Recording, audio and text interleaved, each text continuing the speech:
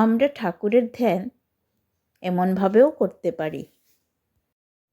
আমরা ঠাকুরের মুখের যে কোনো অংশের উপরে ধ্যান করতে পারি, যেমন তার দাড়ি, ঠোঁট, দাঁত, নাক, কান, চোখ, কপাল, মাথা।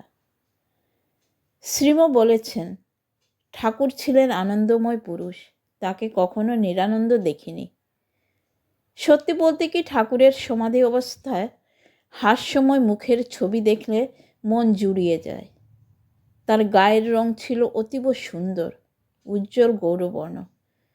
তার চর্ম ছিল মসৃণ, নরম ও সেন্সিটিভ, তাই খুর দিয়ে দাড়ি কামাতে পারতেন না। নাপিত সাধারণত মঙ্গলবার এসে তার চুলদাড়ি ছেঁটে দিত। অক্ষয় সেনের বর্ণনায় পাই, ঠাকুরের ঠোঁট দুটি ছিল ঈষৎ রক্তিম, কুঁদে কাটা। কথামৃত, লীলা প্রসঙ্গ ও অন্যান্য গ্রন্থে ঠাকুরের মুখের খুব অল্প কথা ধরে রাখা গিয়েছে। ঠাকুর বলতেন, মা জগদম্বাই তার মুখ দিয়ে কথা কন। ওই মুখ থেকে কখনো একটা অসত্য বের হয়নি।